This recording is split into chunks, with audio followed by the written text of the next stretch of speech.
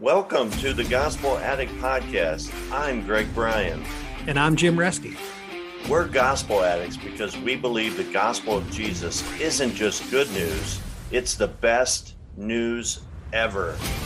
We're addicted to the gospel because it doesn't just start us out in the Christian life, it is the Christian life. Join us as we look at the Bible through the lens of the gospel. Thanks so much for listening. This is a special episode of the Gospel Addict Podcast. I'm joined with my co-host Jim Reske. I'm Greg Bryan.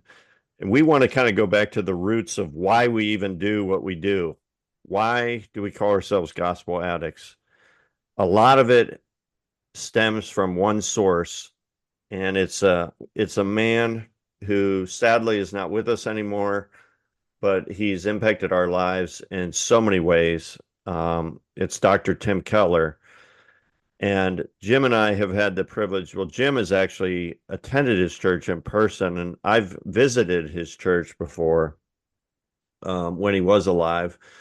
But both of us have listened to probably hundreds of his sermons. And so what we wanted to do on tonight's episode is just kind of talk through some of our favorite Tim Keller messages. And we encourage our audience, because if you really want to learn more about gospel-driven sanctification, you really need to start listening to some of his stuff. Don't you think, Jim? Oh, absolutely. And it used to be, I used to buy these and get them by mail order on physical cassette tapes at $5 a piece. And I subscribed to those, and we got every sermon he did, every sermon just on a cassette tape. And then later went to MP3s. It was like a revelation. It was so much easier just to download every MP3, but we were paying for them and happy to do so. Partly also because it was supporting the ministry of the church we used to, Redeemer Presbyterian, that we used to go to. So we were happy to do that. But they're all available for free now on the website, gospelinlife.com. All one word, gospelinlife.com. So it's a great ministry. You can just search for it. I think you search by passage. You say, I want to see what he has to say on Hebrews, or pick a book of the Bible, or by name of the sermon. But I like the whole concept here for this podcast. And it'll be a little experimental. We're going to see how far we go, because we were just met a couple guys yesterday. They're listeners to the podcast. So if they're listening, it was great meeting you guys, if they're listening to this one. But they're kind of asking, like, what are your top Keller sermons? Because they're listening to Keller too. And say, oh, what are our top Keller sermons? What a question. It was like, we got so many to choose from, but a few come rattle right off the top of your head that, that I have my list and you've got yours. And so that was the idea. I thought I will do a podcast. We just start sharing, and maybe we'll do 2, maybe we'll do 3, 4, who knows how long it'll go. But I think what's interesting about this is some of these sermons I haven't listened to for years, but they affected me so profoundly. It's not like we just listened to them yesterday. Now we're going to regurgitate what they said or summarize them like a book report for the audience tonight. It's like, no, these are things that I may have listened to 10, 15 years ago. And it was so profound. It's just life-changing. I still think about it today. I mean, and you think about, how many sermons you've listened to in your life. Oh, yeah. Just at multiple churches, right? Yeah. And it's a tough thing I feel bad for pastors, because the studies show that, like, we remember very little of what we hear. Oh, yeah. And that's true in every context, though, not just in sermons and preaching, right? That's universally true. Yeah. But for pastors, they put so much time in their sermons and preparing their messages. But there's only, in my experience, there's only been, just a few dozen sermons that I've never forgotten. Yeah, that really changed your life. So, and a lot of those are sermons that I listened to by Tim Keller. So I'm so grateful for his teaching.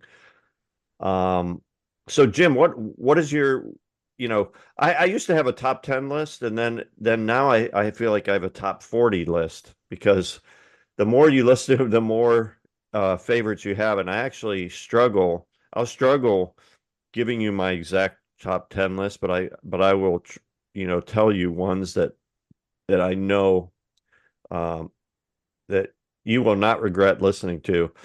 In fact, somebody told me it could be as easy as just going to gospelinlife.com, click Tim Keller as a speaker, and then just search the word gospel, and then just listen to any sermon that has gospel in the title, and it'll be good. But Jim, what is your all-time favorite sermon? Well, my all-time favorite is a sermon called God Our Lover. I'll just get that out there and I'll talk about it in a second. But before I even tell you about that, just to reflect on what you're saying, I just remember, we used to live in Boston, and then that was before we knew Tim Keller. When we lived in New York City and going to his church, we were driving back to the Midwest where we lived to visit, like for holidays, and like 10-hour drives, and we just listened to Keller sermons the entire way. And I loved it. Just listen to like just 10 sermons in a row, and it just can't get enough. And so now they're all free. You can go to the Gospel in Life and you could sort by popularity. I think it's a default sort method. So you get the most popular ones first. Some of my favorites are on that top list and they show up there. So, but what my favorite of all time is God Our Lover, and it's not in the top 10 or top 20 that are the most popular. So I'd encourage people to go and put in the search bar and search for God Our Lover.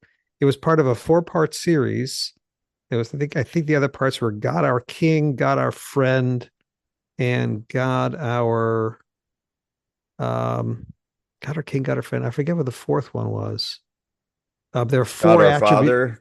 God our Father. There you go. Thanks. Yeah, God Yes. our Father, God our friend, God our lover, and God our King. Yeah. And one of his So big, right. So yeah, go so the ahead. big point of the series is that we tend to have a one-dimensional view of God. Like we just think of God as creator, Yeah. or God as father, or if your view of God is just he's your friend, he's your buddy, then that's not a full view of God. Like you need to, God is like a diamond that he, he's he's multifaceted.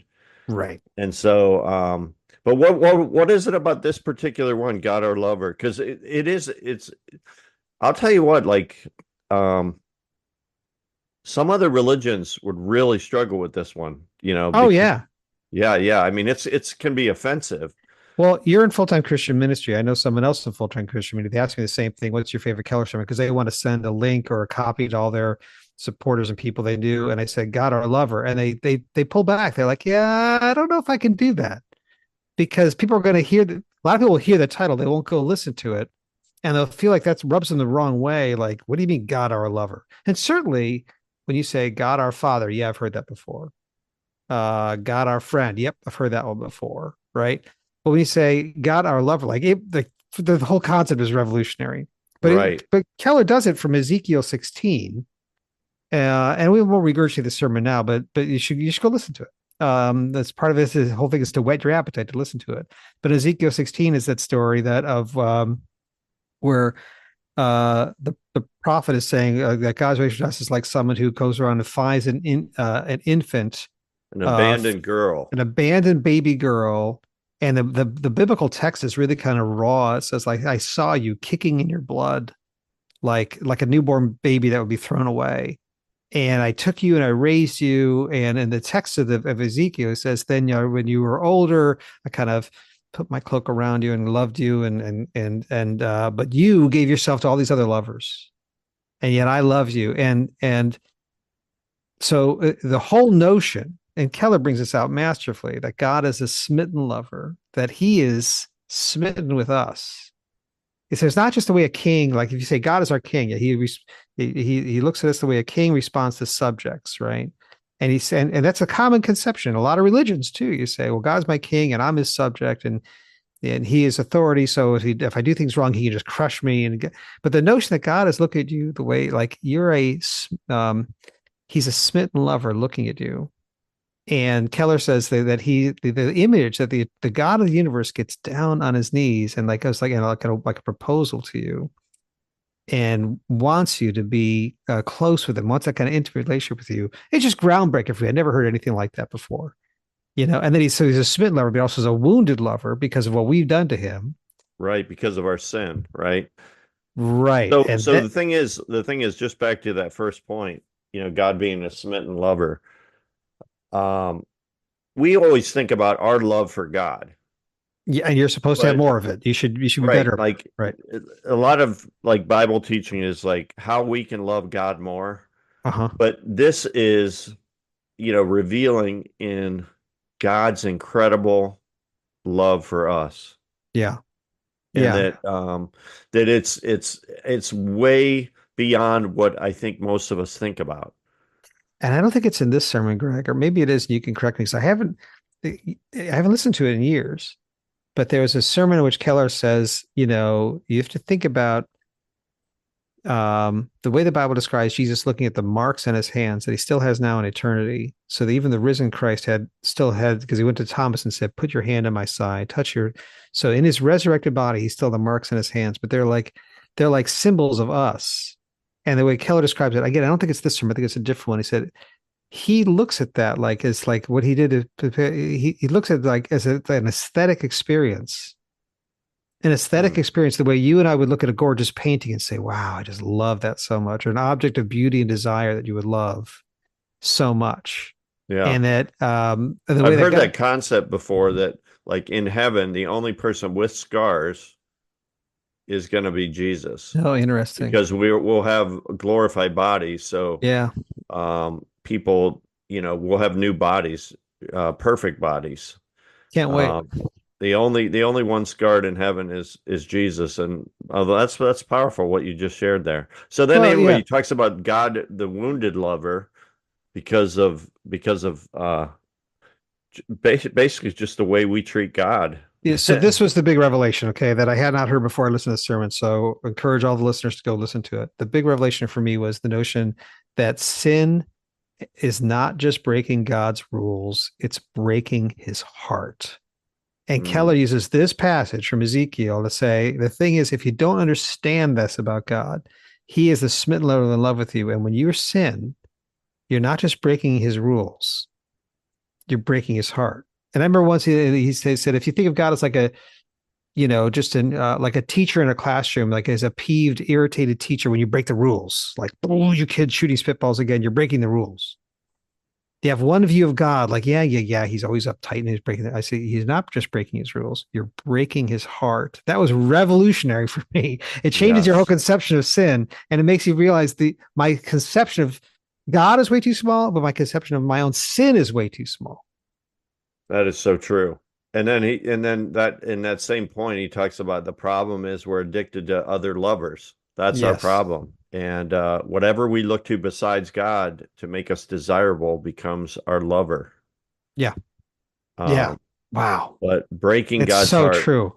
But then the last point I think of the sermon is God the faithful lover, Yeah.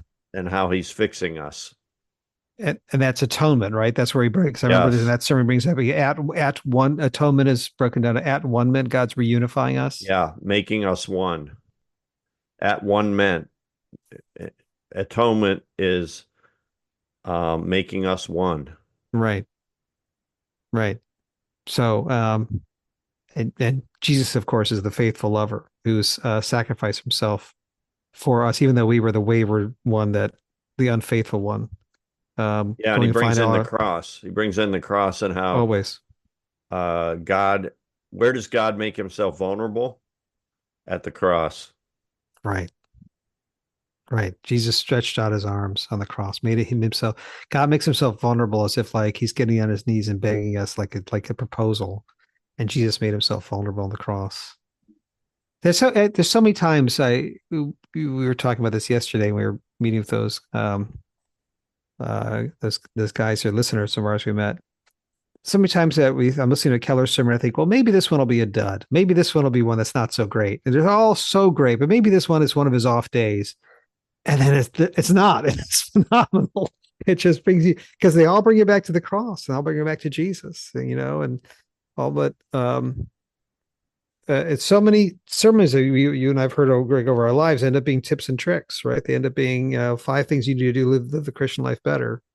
And and the way Keller preaches is like, okay, let's talk about what God's holy standard really is. It's way higher and harder than you thought it was. But thank God someone else met that standard for you. Someone else did it for you. Right. And so you respond with this unbelievable gratitude. So God, our lover, is gripped me. And anytime anyone asks me my favorite Keller sermon, I don't even think about it right away. I go right to God, our lover. Thanks for listening to this episode of the Gospel Addict Podcast. Feel free to contact us via email at gospeladdictpodcast@gmail.com. Stay tuned for our next episode, and remember, on your worst days, you're never beyond the reach of God's grace, and on your best days, you're never beyond the need of God's grace. See you next time.